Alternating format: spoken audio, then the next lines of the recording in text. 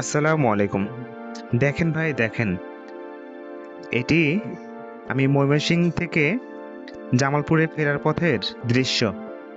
দেখি লম্বা মোটরসাইকেলের সিরিয়াল ধরে আছে ফিলিং স্টেশনে শুধুমাত্র ২০০ টাকার তেল নেওয়ার জন্য।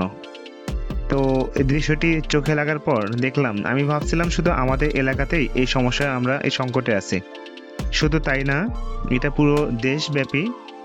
আমার তো মনে হচ্ছে যে দেশের বাইরে এমন সিরিয়াল আছে কিনা জানি না। আমাদের দেশের যে দৃশ্য দেখতেছি, এই পরিস্থিতি স্বাভাবিক হতে যে আরো কতদিন সময় লাগবে, আর এই পরিস্থিতিটা মোকাবেলা যে কিভাবে করব আমরা জানি না। সাধারণ বাইকাররা মানে বাইক তো চালাতে পারতেছে না, তো সেখানে শুরু হয়েছে আবার যাদের কাগজপত্র নেই, ড্রাইভিং লাইসেন্স নেই, তাদের কি দশা হবে। তো আপনারা সবাই কমেন্ট করে জানাবেন আপনাদের এলাকায় কি এইরকম তেল সংকট রয়েছে। ধন্যবাদ।